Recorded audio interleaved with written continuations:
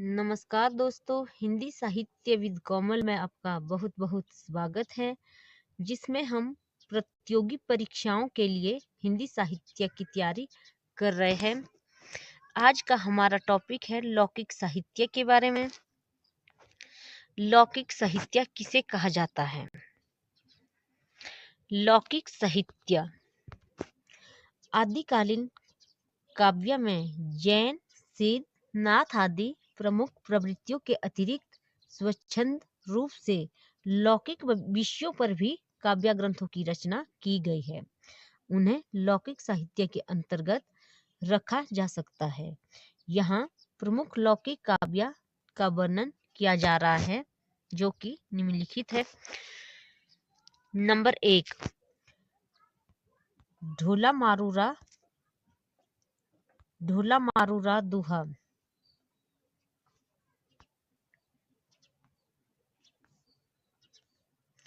ढोला मारूरा दुहा यह 11वीं शताब्दी में रचित एक लोक भाषा काव्य है।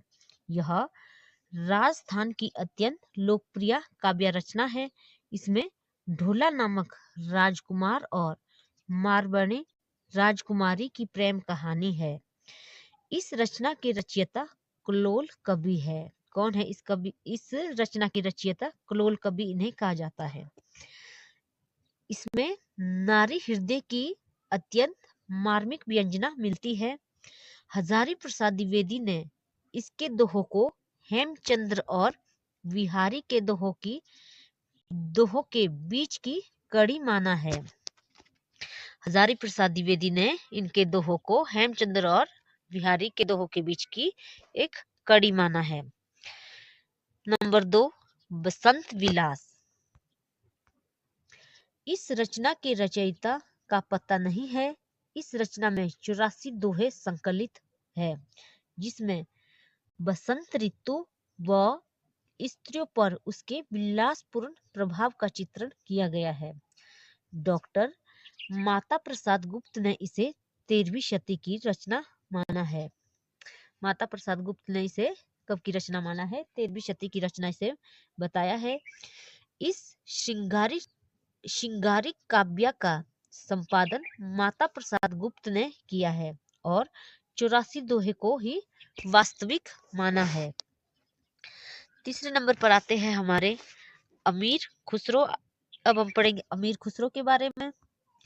अमीर खुसरो उत्तर प्रदेश एटा के पटियाली गांव के रहने वाले थे। उन्होंने जनता के मनोरंजन के लिए पहेलियां और मुकरियां लिखी।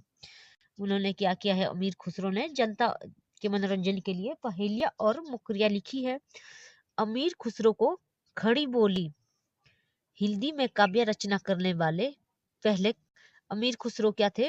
हिंदी बोली अमीर खुसरो खड़ी बोली हिंदी में काव्य रचना करने वाले पहले कवि थे। इन्हें खड़ी बोली हिंदी का प्रथम कवि माना जाता है। इनका नाम अबुल हसन था और उनके गुरु निजामुद्दीन औलिया थे।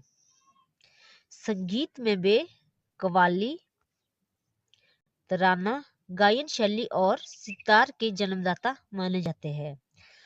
अलाउद्दीन खिलजी ने इन्हें तोता-ए-हिंदी और प्रसिद्ध इतिहासज्ञ डॉक्टर ईश्वरी प्रसाद द्वारा इन्हें कवियों में राजकुमार और डॉक्टर रामकुमार वर्मा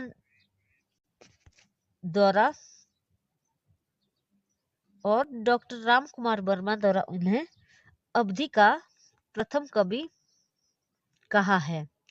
इन्होंने स्वयं को तूतीय हिंद कहा है। उनके द्वारा रचित ग्रंथों की संख्या 100 बताई जाती है, किंतु उनमें से केवल 21 उपलब्ध है। खाली कवारी, पहेलिया, मुकरिया, 2 सुखले गजल आदि इनमें प्रसिद्ध है। अमीर खुसरो को हिंदी इस्लामी समन्वित संस्कृति का प्रथम प्रतिनिधि माना जाता है। अमीर खुसरो को हिंदी इस्लामी समन्वित संस्कृति का प्रथम प्रतिनिधि माना गया है। इनकी पहेलियों और मुकरियां में उक्ति वैचित्र्य की प्रधानता है। इनकी जो पहेलियां और मुकरियां है उसमें उक्ति विचित्रीय की प्रधानता है। खालिकवारी वस्तुतः फारसी हिंदी शब्दकोश है। खालिकवारी क्या है? इनका एक शब्दकोश है। इनके ग्रंथ नूह सिपहर में भारतीय बोलियों का विस्तृत वर्णन है। आगे हम पढ़ेंगे विद्यापति के बारे में। विद्यापति पंडित हरिमिश्र के शिष्य थे। किसके शिष्य थे ये? पंडित हरिमिश्र के शिष्य। इन्होंने 3 भाषाओं में 14 ग्रंथों की रचना की है। विद्यापति ने 3 भाषाओं में 14 ग्रंथों की रचना की है। विद्यापति को मैथिल कोकिल भी कहा जाता है। इन्हें मैथिल कोकिल, अभिनव जयदेव, कवि शेखर, कवि रंजन, खेलन कवि इत्यादि उपाधियों से विभूषित किया गया है।